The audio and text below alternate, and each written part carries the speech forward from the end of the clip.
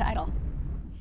Yeah, you know, it's one of those, I'll be honest, it was one of those evenings where I felt like I was watching America burn to the ground, was pretty upset, and it was a heartfelt message. Sometimes it takes that to just cut through the modern day sensationalism. You see it both on the left and the right. I put it up on Facebook and it said, read it or don't, this is genuine. And next thing I know, you know, well over 1 million people have read it, which is, it's crazy. You know, everyone else has written or talked about it. You look at cable news, you look at all these giant websites, and just one letter with no links, no conjecture really. It was just, I guess it's entirely conjecture actually. Scratch that. We'll just act like I didn't say that. Just an opinion. Right.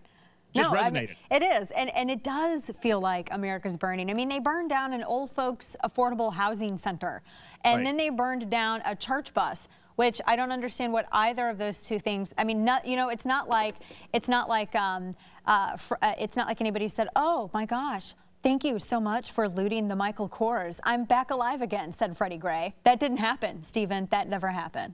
No, it didn't happen, and we'll actually have some information at louderwithcrowder.com regarding Freddie Gray that could change some things. We're not quite sure. We're doing our due diligence right now. Is this the spine story? Because I've heard both. I've heard that he did not have that there was a lawsuit that was brought on by insurance because his family didn't pay something. Right. And then there's also this rumor that has been going around that he may have had surgery, which I don't know about back surgery, but I just can't imagine somebody like running around town if they had like serious surgery.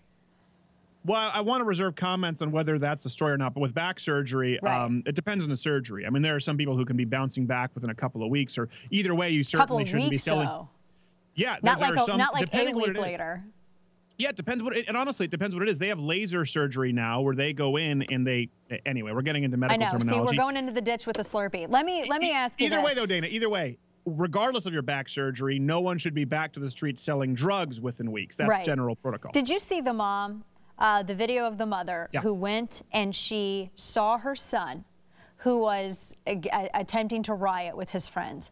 She whooped his ass on live television and took off his mask, chased him home, and she was saying that she didn't feel like a hero. And then, of course, you have some progressives who are like, well, it's a shame that people feel like you have to get violent. You know what? No, it's not about violent. And if people who they don't understand the difference between abuse and discipline, then they need to keep their knees kissing and do humanity a favor. But she was saving her child. She also spoke, she gave an interview this morning. Watch this. I could see the objects being thrown at the police, and I was like in the awe, like, oh my God, you know, this is really happening right here with me. And lo and behold, I turn around and I look in this crowd, and my son is actually coming across the street with this hoodie on and a mask. At that point, I just lost it. And he gave me eye contact. And at that point, not even thinking about cameras or anything like that. That's my only son. And at the end of the day, I don't want him to be a Freddie Gray. But to stand up there and vandalize police officers, get over here now! That's not justice. That's not what, you know, I'm a single mom. You know, I have 6 children, and I just choose not to live like that no more, and I don't want that for him. What were you thinking when you saw him? Were you shocked? Were you angry? I was shocked. I was angry. I was shocked, because you never want to see your child out there doing that. There's some days that I'll shield him in the house just so he won't go outside. And I know I can't do that for the rest of my life. He's 16 years old.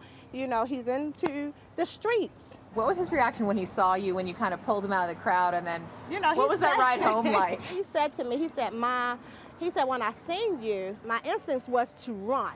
You know, I'm a no-tolerant mother. Everybody that knows me know I don't play that, you know what I mean? He knew he was in trouble. Strong single mom, being the mom and the dad there. And sometimes you just got to throw down, Stephen. You just got to throw down. She may have saved her son's life.